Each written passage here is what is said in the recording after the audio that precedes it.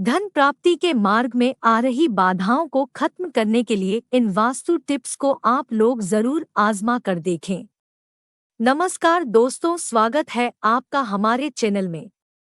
आइए जानते हैं धन प्राप्ति के 10 ऐसे आसान उपाय जिससे आपके घर में धन का आगमन होने लग जाएगा। दोस्तों, आपने कई बार सुना होगा कि किस्मत वालों को ही भगवान धन दौलत देता है, मगर इस कथन में अधूरा सच है। अमीर बनने का ख्वाब तो हर कोई देखता है, मगर धन उसी को प्राप्त होता है जो मेहनत, लगन और ईमानदारी के साथ अपना काम करता है। मगर कभी-कभी बहुत मेहनत करने के बाद भी सफलता नहीं मिलती है। ऐसे में कई लोग अपनी किस्मत को कोसना शुरू कर देते हैं। लेकिन सच तो यह है, आपकी किस्मत कर्म पर निर्भर करती है। हाँ, यह हो सकता है कि ग्रह नक्षत्रों की दिशा में परिवर्तन और कुछ कुंडली दोष आपके काम में बाधा उत्पन्न कर दें। ऐसे में धार्मिक ग्रंथों और वास्तु शास्त्र में बहुत सारे उपाय बताए गए हैं जो धन प्राप्ति के मार्ग में आई बाधा को दूर कर सकते हैं। धन प्राप्ति के मार्ग में बाधा तब ही आती है जब आपकी कार्य करने की दिशा ठीक नहीं होती, मन में नकारात्मकता होती है या फिर किसी वास्तु दोष के कारण आप काम को सही से कर नहीं पाते हैं। इस स्थिति में कुछ उपायों को आजमा कर आप इन बाधाओं को दूर कर सकते हैं। यदि आप इन उपायों को अपनाते हैं तो निश्चित ही आर्थिक संकट दूर होगा और आप अपार धन प्राप्त कर पाएंगे। सबसे पहला उपाय व्यापारियों के लिए है। यदि आप व्यापारी हैं तो आपको रात के समय कभी भी चावल, सत्तू, दही, दूध, मूली आदि चीजें नहीं खानी चाहिए। इतना ही नहीं, अगर आप सफेद चीजों को खाने से परहेज कर सकते हैं तो यह और भी अच्छा होगा। ऐसा करने से आपका आर्थिक पक्ष हमेशा ही मजबूत बना रहेगा। अगर बहुत समय से आपका व्यापार अच्छा नहीं चल रहा है तो आपको शुक्रवार के दिन चावल और मिश्री को सफेद रुमाल में बांधकर देवी लक्ष्मी को पहले अर्पित करना है और फिर नदी के बहते जल में प्रवाहित कर देना है। इससे धीरे धीरे आपके काम में आ रही बाधा टल जाएगी। इसके साथ ही आपको इस बात का भी ध्यान रखना चाहिए कि सुबह जब आप अपने काम के लिए निकले तो मस्तक पर शुद्ध केसर का तिलक लगा कर जाएं। दूसरा उपाय दोस्तों, घर के मंदिर में हमेशा लाल कपड़ा बिछाकर उस पर भगवान की मूर्तियां और तस्वीरें रखें।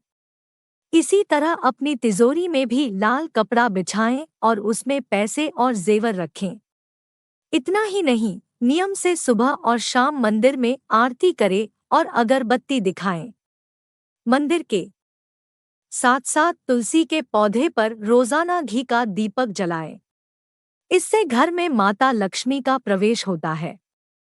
दोस्तों, प्रत्येक पूर्णिमा के दिन देवी लक्ष्मी की पूजा करें और उन्हें साबूदाने की खीर भोग में चढ़ाएं। इसके साथ ही घर के हर सदस्य को प्रसाद देने के बाद खुद भी उसका सेवन करें। आइए जानते हैं कि वास्तु के अनुसार घर में क्या काम करना चाहिए। दोस्तों, शास्त्रों में रंगोली का बहुत महत्व बताया गया है। अगर महिलाएं रोजाना सुबह स्नान करने के बाद घर के मुख्य द्वार पर रंगोली बनाती हैं, तो इससे घर में सकारात्मक ऊर्जा का प्रवेश होता है। रंगोली के साथ ही एक लोटे में जल भर कर भी मुख्य द्वार पर रखना चाहिए। ऐसा करने से धन की देवी माता लक्ष्मी प्रसन्न होती है। घर के मंदिर में शंख जरूर रखें। आपको बता दें कि शंख समुद्र मंथन के समय प्राप्त 14 अनमोल रत्नों में से एक है। शास्त्रों के अनुसार शंख में माता लक्ष्मी का वास होता है।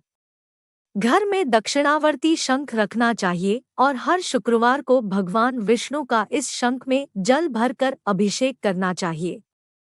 इससे मां लक्ष्मी प्रसन्न होती है। दोस्तों, भगवान विष्णु का 8वां स्वरूप भगवान श्री कृष्ण की प्रिय बांसुरी को भी घर में जरूर रखना चाहिए। इससे परिवार में प्रेम की भावना बनी रहती है और सदस्यों को एक दूसरे का सहयोग मिलता है। साथ ही घर में धन वैभव और सुख समृद्धि की कोई कमी नहीं होती है। किसी शुभ मुहूर्त में आपको लाल धागे में सातमुखी रुद्राक्ष बांधकर गले में धारण करना चाहिए। दोस्तों, ऐसा करने से धन लाभ होता है। घर के उत्तर पश्चिम कोण में मिट्टी के बर्तन में चांदी का कोई सामान रखें और उसे लाल कपड़े से ढाक दें। ऐसा करने से घर में धन का अभाव नहीं रहता। दोस्तों, आपको बता दें कि दान पुण्य करने से भी धन की प्राप्ति होती है। दोस्तों, यदि आप सफेद वस्तुओं का दान करते हैं तो माता लक्ष्मी अति प्रसन्न होती है। और अगर आप सफेद रंग के कपड़े, तिल या अन्य वस्तुओं का दान करते हैं तो आपके घर में सुख संपत्ति का प्रवेश होता है। दोस्तों, अगर आपको यह वीडियो अच्छी लगी हो तो इसे लाइक और शेयर जरूर करें।